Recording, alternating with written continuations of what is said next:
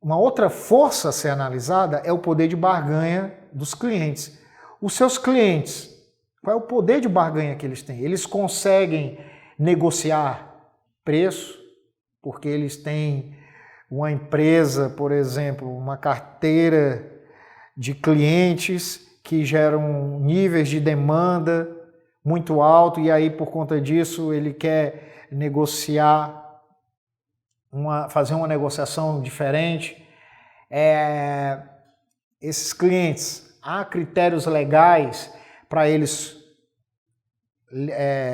poderem adquirir o seu serviço? Normalmente não, mas normalmente em outros mercados há uma determinada exigência, principalmente em mercados exportadores, para determinados advogados que têm uma qualificação específica, uma certificação específica. Eu já,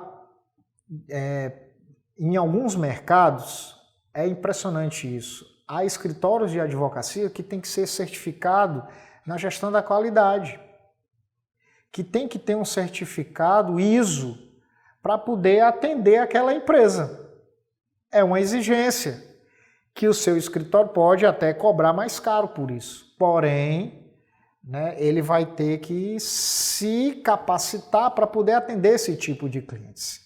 Bem, nesse poder de barganha, você tem que analisar qual é o percentual de participação que você tem nesse mercado, mas você também tem que avaliar internamente qual cliente ele tem a maior participação nos contratos do seu escritório, no faturamento do seu escritório.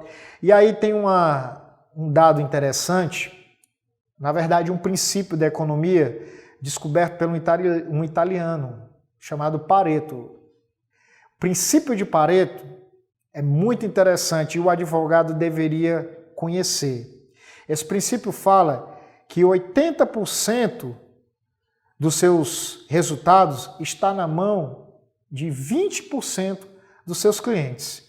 20% dos seus esforços correspondem a 80% dos seus resultados. E é interessante, eu já fiz isso várias vezes, vários estudos em vários ramos, e quando não é 80-20, é 70-30. Você tem que saber quais são os 20% maiores clientes que correspondem a 80% de todo o faturamento do seu escritório. Isso gera um risco que você tem que estar adaptado.